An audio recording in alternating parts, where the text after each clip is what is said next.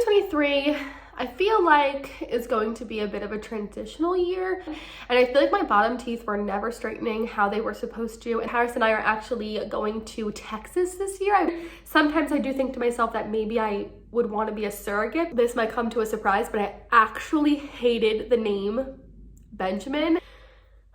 It's time. I need another baby. Hey guys, and welcome back to my channel, or if this is your first time here, welcome to my channel and welcome to today's video. First off, please excuse the background. I normally don't film my sit-down videos here in the playroom, but it is very gray and gloomy out today, and so the only place that I could get decent lighting was down here in front of all of the windows. Also, if I still sound super congested, these colds that we've had since Christmas are still lingering in us.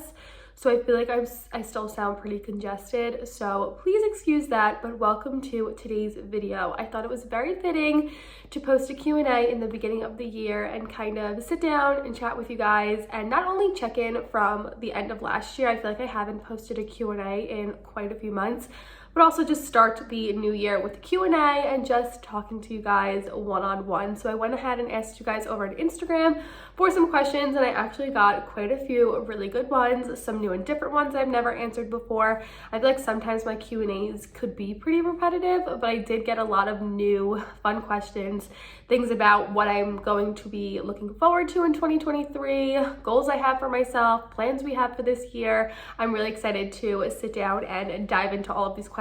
So I have my coffee here, I have my questions down here on my computer, and I think we're just going to jump right into it.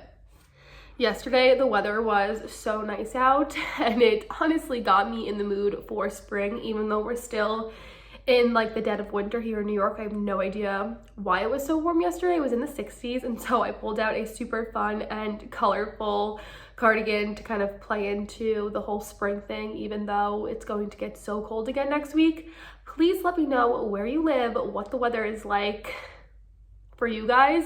Like I said, we're still kind of in the dead of winter here. It is January, and spring doesn't really hit for us until April, usually around then. But I'm curious to know where you live, what is the weather like? Okay, jumping into the questions. The first one I have, I'm going to start with like the ones that are kind of tailored towards the new year. I have 1, 2, 3, 4 New Year's-ish questions. The first one is, what are you looking forward to in the new year? So 2023, I feel like is going to be a bit of a transitional year for Harris and I. In the last few years, I feel like we were still kind of getting used to being parents and having the boys, but they're at, although a difficult age, a very good age. They're turning 3 in just 2.5 weeks, and I feel like this year is going to be a transitional year for Harris and I. We are, of course, still kind of discussing the plans of growing our family, whether that's going to be something that we're going to do this year, which I personally really want, but Harris does have some personal goals of his that I do need to allow him to try and fulfill, if that is something that he thinks needs to be done in order to grow our family.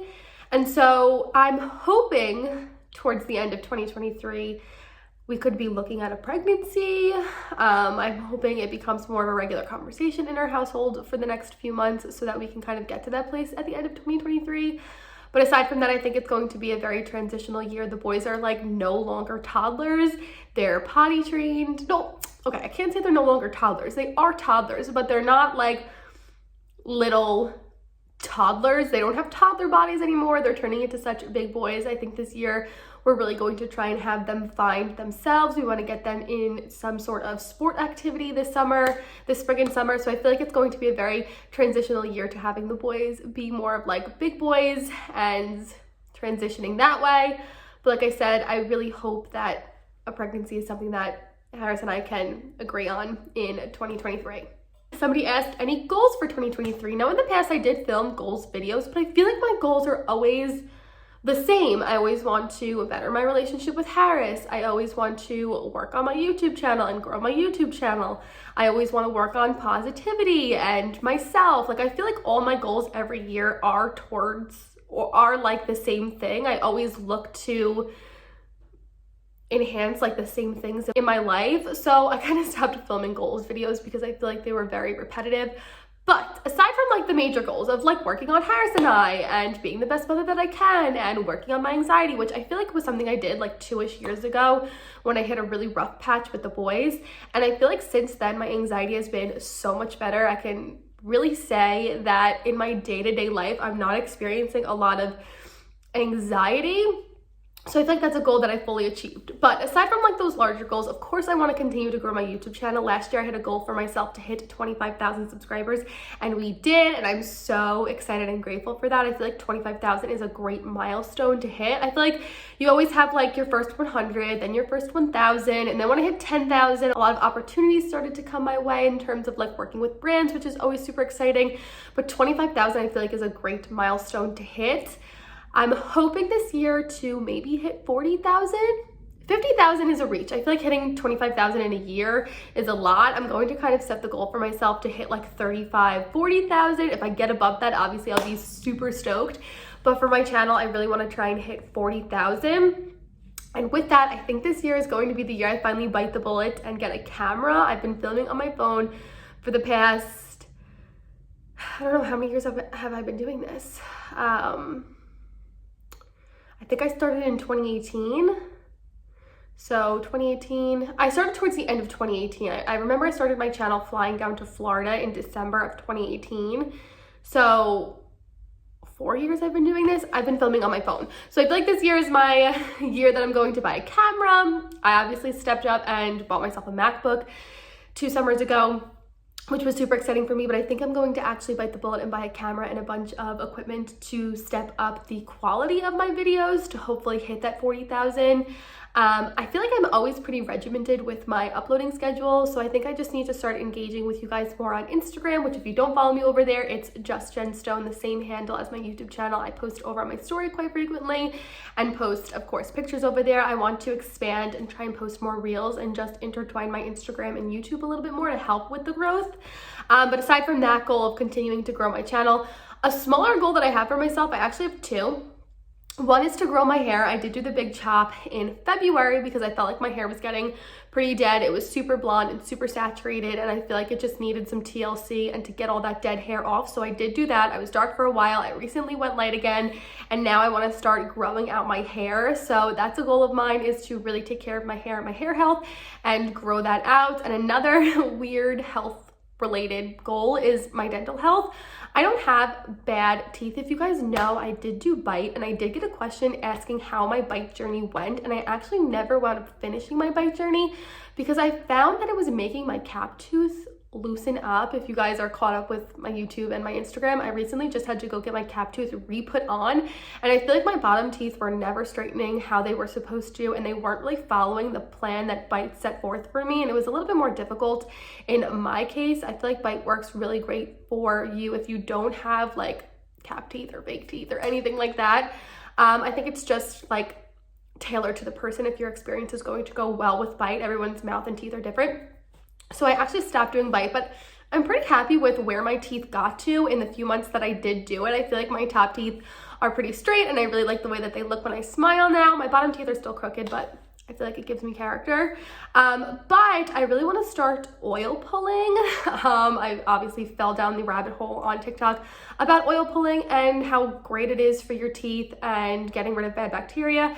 I am prone to cavities. It is kind of like a genetic thing, I think, and my family, our teeth, we just don't have the best teeth. I did go get a cleaning 2 days ago, and he said I only had 3 cavities, which for me is pretty good. And I'm always the type of person who goes and makes one appointment and gets 1 or 2 filled, and then we'll make another appointment and we'll cancel it, and we'll wait a whole year until I have another cleaning to take care of my teeth again. This year I made 1 appointment. I'm going to get all my cavities filled, and I'm going to start oil pulling and see if that can help with my dental health and my oral hygiene. So hair health and oral hygiene are 2 like smaller goals that I really just want to make sure I am focused on this year and just kind of improve overall. Next question. I got 2 questions by 1 person in the same little question box, so I'm going to answer that. I got hobbies and future plans ? So in terms of 2023, hold on, my nose is running.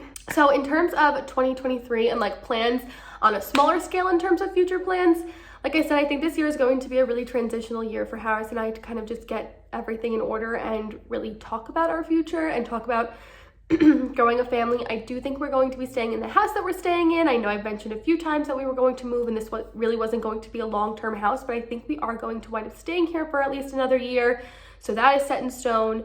I think someone asked like what someone asked, no, they asked travel plans abroad. Some small future plan that I'm really excited. Probably should answer this in the what are you looking forward to in the new year. Harris and I are actually going to Texas this year. I've never been to Texas, but a family member of Harris's is getting married and the wedding is in Texas. So I don't have any trips planned with my friends Casey and Julia last year. This time last year we were going to Miami and I really wish we had a girls trip planned and something that I can look forward to with them.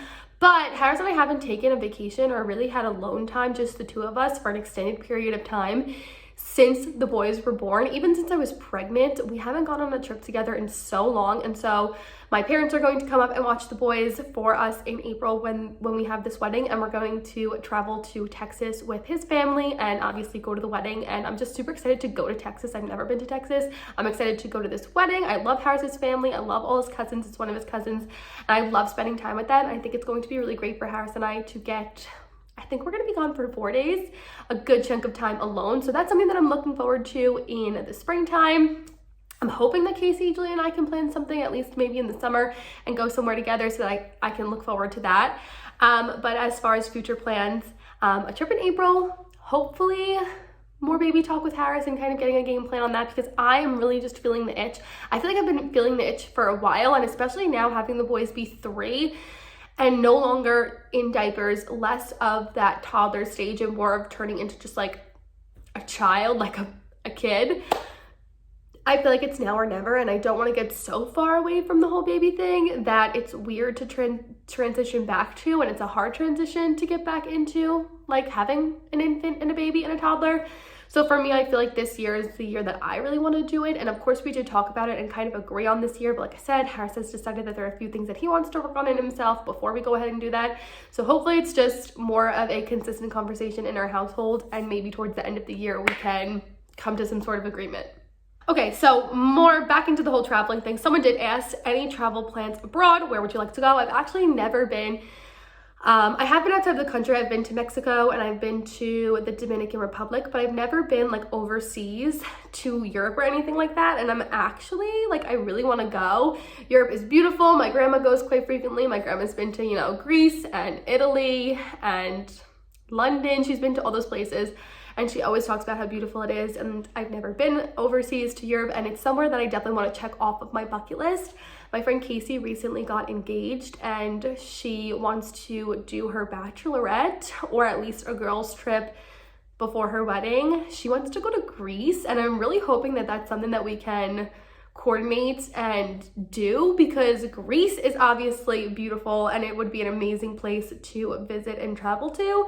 So even though that's not a concrete plan as of now, it has been something that we've talked about. So hopefully I can get over to Europe in the next few years on a girls trip or something, and at the very least, at least go to Greece with Casey for her bachelorette if that's something that she still wants to do. But that's like the extent of my travel abroad plans as of now. Somebody asked, what are your favorite type of YouTube videos to watch? Which I don't think I've ever answered something like this before. My feet are falling asleep. They always do when I film these sit down videos and I wind up sitting on my feet.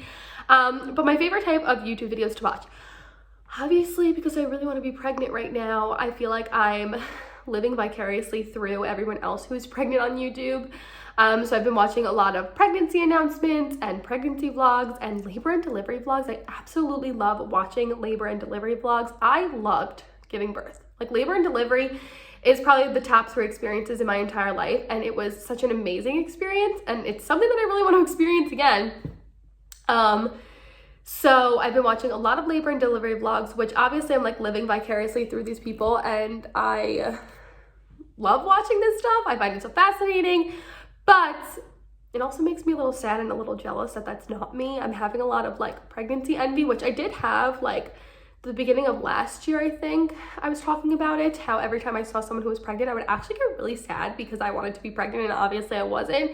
So I do get a little sad sometimes that I'm not pregnant and I'm not experiencing that, and I don't know when I'm going to be experiencing that, but I love that kind of stuff. I love true crime. Kendall Rae is one of my favorite true crime YouTubers. Her videos are always super long, very informative, super entertaining to watch. And I'll actually use the YouTube app on my TV and put her up on my TV, and I will sit and watch an hour-long true crime video of hers and sit there super interested and enthralled with what she has to say. She's very entertaining to watch, and she has a nice voice. She does also have a podcast, which I've never listened to, and I probably should. I'm really not one of a podcast listener, but I love Kendall Rae and her true crime videos. Somebody asked, have you ever envied somebody without kids? Sometimes I do. Now, to be completely honest, it's not that I envy people without kids. I don't look at my friends Casey and Julia and say like, I wish I was just a normal 25-year-old like you guys and didn't have kids, even though a lot of 25-year-olds do have kids. I don't look at my friends and like envy them for not having kids. I don't really look at other people and envy them for not having kids. I more so look at my old self and miss who I was and miss the freedom that I had. And obviously if I was 25 without kids, my life would still be different to what it was before having kids.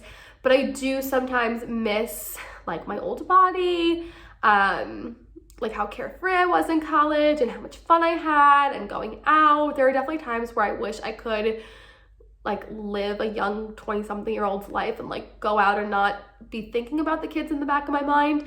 But I love being a mom. Being a younger mom is always something that I've wanted to do. My friends Casey and Julie can attest to that. So I don't really envy people without kids, because I think one way or another I would have probably wanted to be a mom at this age. So I don't really envy other people, but sometimes I do reminisce and like miss my life before the boys. Okay, this video is already getting pretty long, so I'm going to kind of try and run through the second set of questions I have pretty quickly. Somebody asked, how are Jack and Ben with your family's dogs? If you guys are unfamiliar, I feel like I haven't shown them in quite a while. Harris's parents, they have two Great Danes, Maurice and Stella, their brother and sister. And so when I lived with Harris, obviously I was around them all the time. And then once we moved out, I could tell Harris definitely misses his dogs. He's super, like, he's a dog person. I don't think I could ever have a dog or a pet. I don't know why. I just don't see myself as a pet owner. I know if Harris and I got a dog, like, he would be the main caretaker for the dog just because he's obsessed with his two dogs, but I don't think he'd ever like cheat on Maurice and Stella and get another dog. Those dogs are really like his dogs because he did live at his parents' house for like the majority of Maurice and Stella's lives. I think they're gonna be like 5, maybe 6, 7. I'm trying to think. He had them when we started dating and we're going on like 6.5 years. So I guess they're turning 7 now.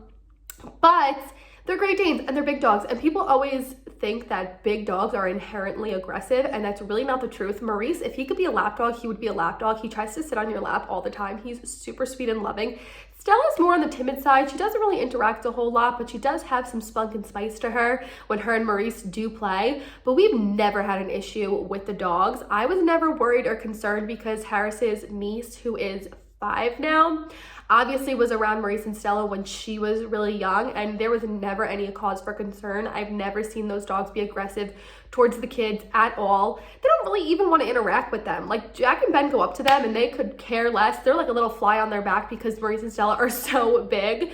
So I've never been concerned. Even when the boys started walking, I never was concerned. Obviously with large dogs, if they run around the house, sometimes they will bump into the boys, but it's nothing that is aggressive or on purpose, and I was never nervous about it. And the boys, I think because they've been around Maurice and Stella, I think the first time we introduced them, they were like 6 weeks old, so they've really known them their whole lives. They're never scared of them. Sometimes if they bark, they get a little nervous, and because when we get to their house, they get very riled up and excited, I think, to see Harris. Sometimes that is when they do go ahead and knock the boys over.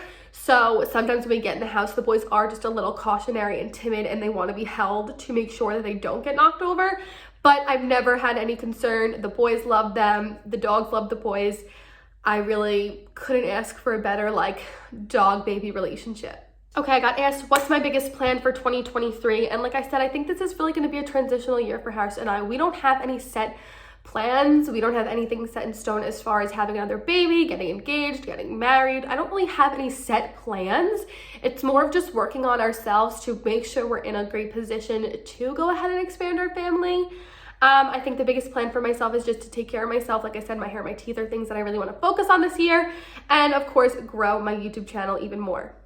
Next questions. After twins, are you and Harris planning for another baby? Are there any such future plans? So I've touched on this a bunch. Obviously, I feel like I got gypped a little bit getting pregnant with the boys and having twins because I got 2 kids for 1 pregnancy. If I could be pregnant multiple times again, 1000% I would, but I don't want multiple more children. I think 3 is the cap for Harris and I. It's always been my cap. I've never really saw myself having more. I did tell Harris that if we did wait a really long time and say we didn't have another baby until the boys were 5, I would possibly want another one after that so that that child had someone to be close with, because obviously the boys are always going to be close to one another because they are twins. So I said if we waited a super long time and I feel like the relationship between the new baby and the boys wasn't something that was going to be very, very close, I would have another one so that that baby had a sibling that they were close to. But we do want just 1 more. We're still just kind of trying to coincide the timeline of when we want that to happen. And like I said, if I could be pregnant multiple times and not have multiple more children, sometimes I do think to myself that maybe I would want to be a surrogate because I just love being pregnant. I think my body takes very well to pregnancy. I feel like mentally I'm very mellowed out when I'm pregnant. I've said this to my mom, my sister, Harris, everything. I feel like I was my best mentally when I was pregnant.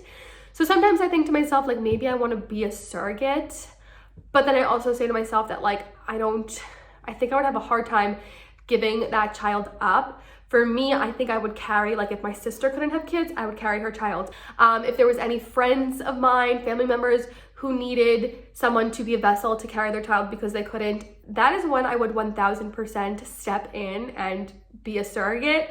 I just don't know if I could do it for a stranger. But that's some food for thought for you guys, that sometimes I do think about if I could be a surrogate because I love being pregnant. Next question. Do you have any alternate names that you had for the boys? What are any alternate names that you had for the boys? Which is just super interesting. I don't know if I ever told anyone that. Like, obviously my friends and my family, but I don't know if I've ever told you guys in the vlog this. Hold on, I'm holding my coffee for 10 minutes straight, not even drinking it. So Jack's name we had picked out right from the get-go. Jack surprisingly was a one name that Harris and I really agreed on super fast and we never strayed from. It's not like we were like, yeah, we like that name, and then we were like, not really. Jack has always been set in stone for us, so at least we had one boy name quickly and easily picked out. He was named probably within like 2 days of us finding out that it was boys. Ben's name was a lot harder. It was a lot harder for Harris and I to agree on a name, and if you're unfamiliar, the type of Jewish that Harris is, they name family members after people who have passed away. So you have set initials that you can use based on the list of family members that have passed away. And for Harris and I, it was really hard for us to coincide a name that we liked with the possible initials that we could use. Obviously for Jack, I don't think anyone in Harris's family passed away with a J. The Ford from Jack's name came from my dad because he worked at Ford, and it's something that I've always closely associated with my dad. And the J came from my great-grandma, whose name was Joanine, but when she came to America, she Americanized her name to Jenny, and that's where I got my name from. But for Ben, we had a really hard time. We actually did agree on Max as his first name. That was going to be his name. And his middle name was going to be Robbie, after Harris's grandfather, Robert. So Max Robbie was going to be Ben's name up until like a month before the boys were born. Jane, who was Harris's mom, her mom passed away and her name was Beatty, so B. And when that happened, we really wanted to name one of the boys after her. And so it did take a while for us to agree on a B name. This might come to a surprise, but I actually hated the name Benjamin. Harris brought it up very early on in my pregnancy when we did start talking about boy names, and he liked those classic names of like Samuel, Benjamin, names like that, and I just did not like it. I didn't think it fit my vibe. I didn't think it fit well with Jack. I didn't like how Jack was a short name and Benjamin was a long name. I really was against the name Benjamin for quite some time. That is why we never picked it originally.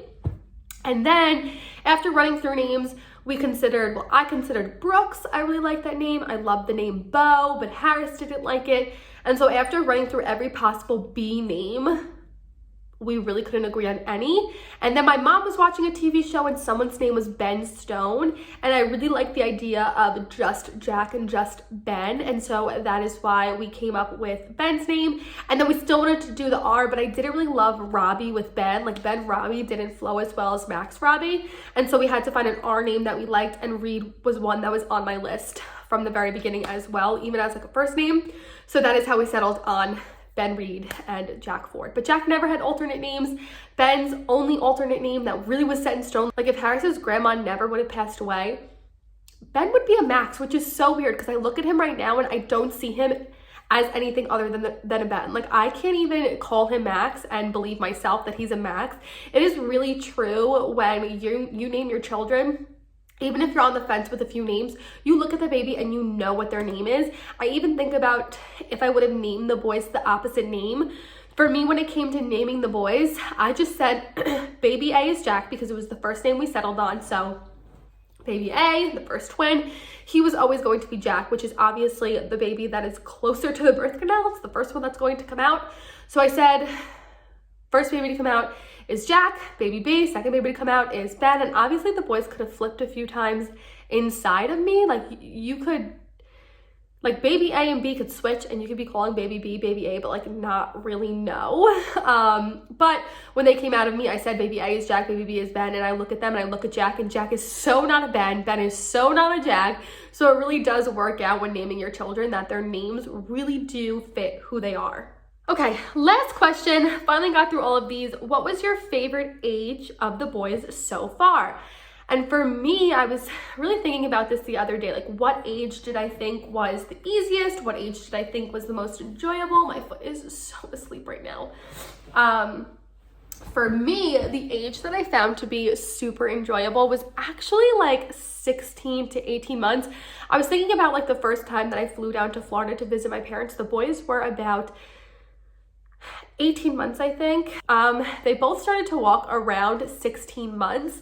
So I feel like once they started to be a little bit more mobile, a little bit more independent, they were a little bit verbal then, but they definitely understood a lot of stuff. They were very like interested in things and more like explorative, if that's a word. I feel like age 16 to 18 months was really, really fun. Even up until 2 years, it was a lot of fun because they're so like interested and curious about the world around them, and they're no longer like super dependent babies. At this point, they were like off of bottles, eating full meals, eating really well, could get around the house themselves, could kind of verbalize with me with what they needed. I felt like it was a very fun age to be at. Now at 3, it's definitely my least favorite age because there's just a lot of emotions running through the boys and they're really set in what they want. There's a lot of fighting between the two of them. It's very demanding 3. So for me, I think around 16 to 18 months, that has to be my favorite age.